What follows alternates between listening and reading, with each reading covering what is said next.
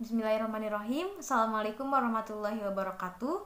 Di sini saya akan menjelaskan mengenai sebuah narasi yang mengungkapkan bahwa sebagai seorang guru, mengapa kita perlu melepaskan diri dari belenggu praktik-praktik pendidikan yang belum memerdekakan peserta didik. Jawabannya satu, yaitu setiap peserta didik memiliki perbedaan yang berbeda-beda, sehingga kita sebagai seorang guru mesti memperhatikan dan memfasilitasi apa yang mereka butuhkan. Salah satunya yaitu adalah pendidikan yang dapat memerdekakan peserta didik. Sebelum kita membahas lebih dalam mengenai hal tersebut, mari kita bercermin kepada pendidikan yang telah diimplementasikan pada zaman sebelum kemerdekaan Indonesia, yang mana Sekolah Bumi Putra hanya menyediakan 3 kelas saja yang diperuntukkan untuk calon pegawai.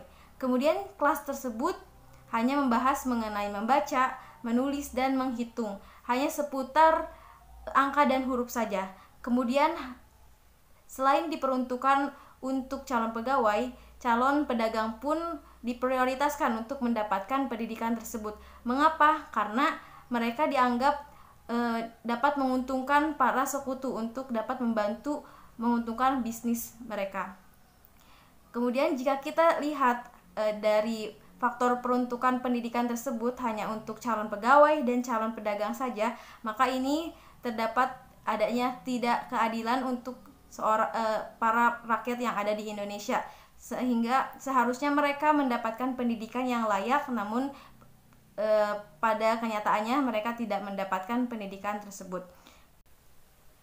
Menurut Ki Hajar Dewantara, pendidikan yang diimplementasikan pada zaman sebelum kemerdekaan Indonesia merupakan pendidikan yang tidak mendidik, karena pendidikan tersebut cenderung pasif dan peserta didik dituntut untuk bergantung pada nasib. Kemudian pembelajaran tersebut lebih memprioritaskan kepada skill intelektualitas, sehingga mengesampingkan kebudayaan yang mestinya harus diangkat pada pembelajaran tersebut.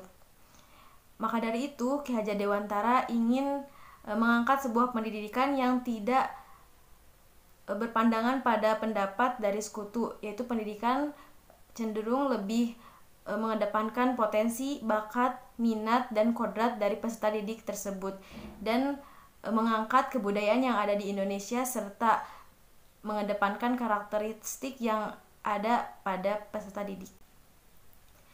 Sebenarnya apa sih yang dimaksud dengan pendidikan yang memerdekakan peserta didik? Pendidikan yang memerdekakan peserta didik merupakan sebuah usaha menuntun peserta didik untuk mengembangkan potensi-potensi positif yang dimiliki. Kemudian menggali potensi tersebut dengan cara tidak menekan peserta didik tersebut, baik tekanan tersebut timbul dari individu tersebut ataupun dari luar diri individu tersebut, sehingga peserta didik akan lebih cenderung mandiri, kemudian bisa berdiri sendiri. Kemudian dalam pembelajaran tersebut peserta didik bisa dilibatkan untuk menentukan dan mendesain proses pembelajaran, sehingga ini merupakan pendidikan yang memerdekakan peserta didik. Selain kebebasan yang mesti didapatkan oleh peserta didik untuk mencapai pendidikan yang memerdekakan peserta didik pun harus diberikan sebuah realness.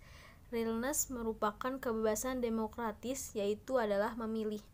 Peserta didik pasti memiliki sebuah kelemahan, kemudian di samping kelemahan tersebut pasti memiliki kelebihan. Peserta didik memiliki sebuah ketakutan, kemudian di sisi lain peserta didik memiliki sebuah keberanian. Maka dari itu, jika peserta didik tidak mampu atau kurang dalam hal akademik, maka lembaga pendidikan harus memberikan ruang kepada peserta didik tersebut untuk mengeksplorasi dan mengembangkan potensi, minat, dan bakatnya. Salah satu wadah yang dapat mengembangkan peserta didik tersebut adalah sebuah lembaga pendidikan yang dapat memberikan ekstrakurikuler dan kurikuler.